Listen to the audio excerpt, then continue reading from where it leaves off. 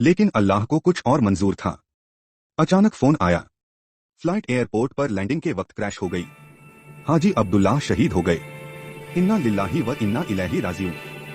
घर में मातम छा गया। अफरा रोती रही, लेकिन उसने सब्र किया। हफ्ते भर बाद पता चला कि हाजी साहब का कोई वारिस नहीं था।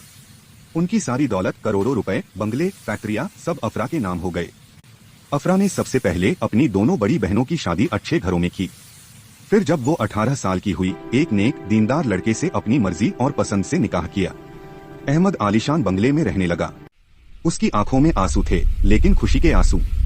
वो अफरा को गले लगाकर रोता और कहता, बेटी तूने मेरी जिंदगी बचा ली, अल्लाह तुझे जन्नत में आला मकाम दे। दोस्तों, अब आप शुरू से सुनने जा रहे हैं एक इस्लामिक मोटिवेशनल स्टोरी। अगर आपको ये स्टोरी पसंद आए तो इसे दूसरों तक जरूर शेयर करें और कुरान एकेडमी जोधपुर के चैनल को जरूर सब्सक्राइब करें। वालिदैन की इताअत और बेटी की कुर्बानी।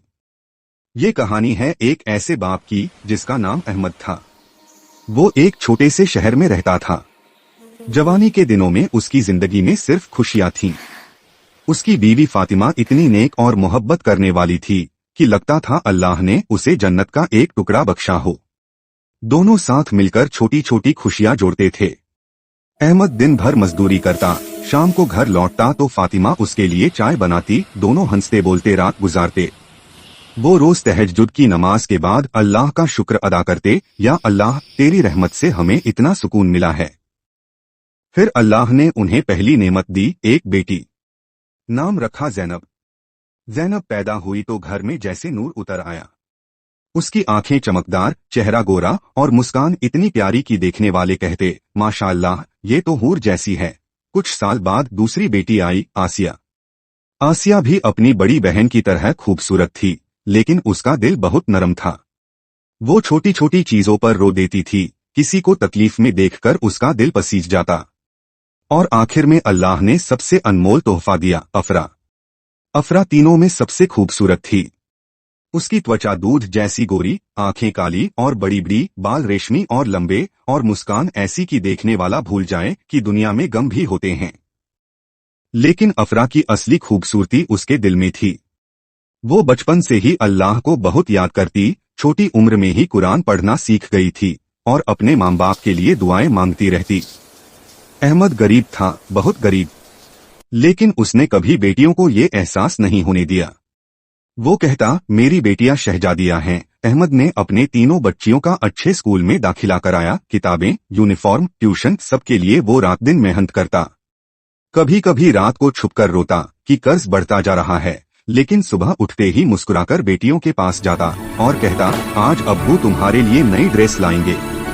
अब फातिमा बीमार रहने लगी थी, लेकिन वो भी बेटियों को देखकर बहुत खुश होती। आखिरकार एक दिन फातिमा का इंतकाल हो गया। अहमद टूट गया।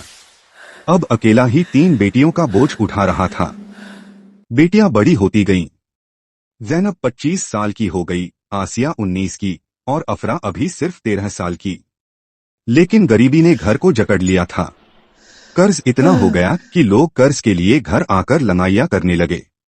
कोई कहता घर बेच दो, कोई कहता पुलिस केस करेंगे। आखिर अदालत ने नोटिस भेज ही दिया, 3 महीने में कर्ज न चुकाया तो घर नीलाम और जेल। अहमद रातों को सो नहीं पाता। मस्जिद में जाकर सजदे में रोता, या अल्लाह मेरी बेटियों का क्या होगा, मैं मर गया तो ये यतीम हो जाएंगी। वक्त निकलता गया और अहमद की गरीबी बढ़ती गई। अब वो बिल्कुल कमजोर और ज़ीफ हो चुका था। बुढ़ापा और गरीबी उसके चेहरे से साफ झलक रही थी। एक दिन मस्जिद में अहमद दुआ मांगते वक्त जोर जोर से रो रहा था। उसकी सिसकियां पूरे मस्जिद में गूंज रही थीं। तभी एक अमीर बिजनेसमैन हाजी अब्दुल्लाह ने उसे देखा। हाजी साहब की बीवी का इंतकाल हो चुका था, कोई औलाद नहीं थी। उन्होंने पूछा, भाई क्या गम है? अहमद ने सारी दास्तान सुना दी, कर्ज, बेटियां, अदालत का नोटिस। हाजी साहब थोड़ी देर सोचकर कहते हैं, तुम्हारी कितनी बेटियां हैं? अहमद ने जवाब दिया, 3, ज़ैनब, आसिया और अफरा। हाजी साहब ने गहरी सांस ली और कहा, मैं विदेशों में बिजनेस करता हूं। अगर तुम अपनी किसी एक बेटी की शादी मुझसे कर दो तो मैं तुम्हारा सारा कर्ज उतार दूंगा। तुम्हारी बेटियों का मुस्तकबिल भी महफूज हो जाएगा। सोच लो, 1 महीने बाद मैं वापस आऊंगा। अहमद घर आया तो उसका दिल जख्मी था। वो रात भर सो नहीं सका। बार बार सोचता, या अल्लाह, मेरी मासूम बेटियां, मैं कैसे उनकी जिंदगी बर्बाद करूं। वो जानता था कि हाजी साहब की उम्र 55 साल के करीब होगी, लेकिन दूसरी तरफ जेल, बेघर होना, बेटियों का अनाथ होना उसे साफ नजर आ रहा था। वो रोता रहा। दिन गुजरते गए। आखिरकार उसने हिम्मत की और जैनब को बुलाया। जैनब अब जवान हो चुकी थी, खूबसूरत, पढ़ी लिखी। अब्बू ने कांपती आवाज में सारी बात बताई।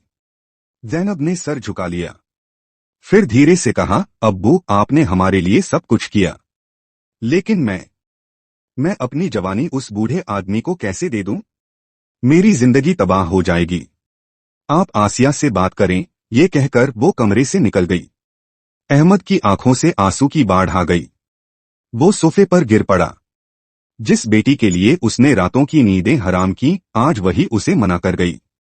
कुछ दिन बाद उसने हिम्मत करके आसिया को बुलाया।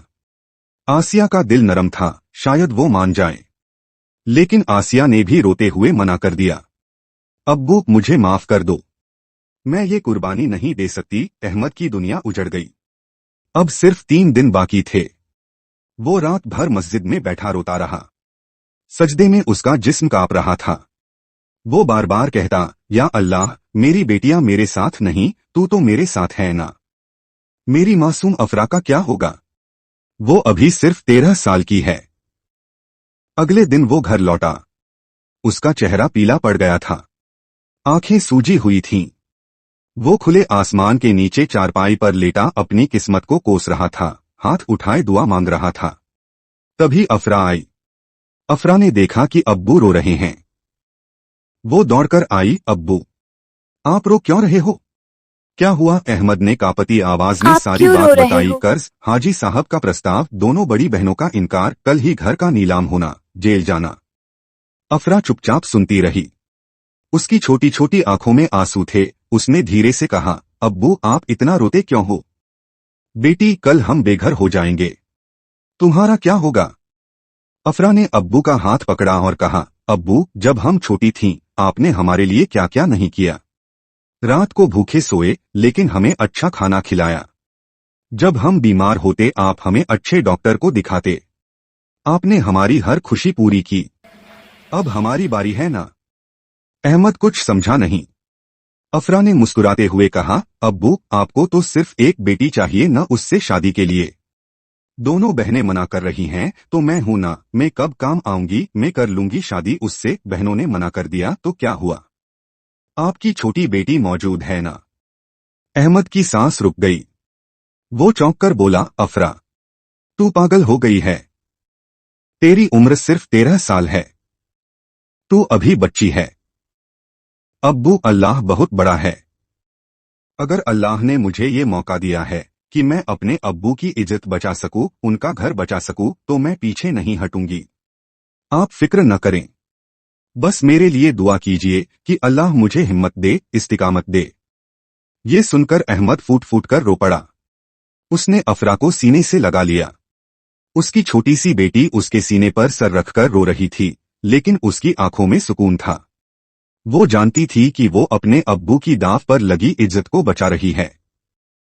अफरा कहती है, अब्बू, क्या आपको वह हदीस मालूम है जिसमें रसूलुल्लाह सल्लल्लाहु अलैहि वसल्लम ने फरमाया, 3 लोगों की दुआ जरूर कबूल होती है, और उनमें से एक है बाप अपनी औलाद के लिए।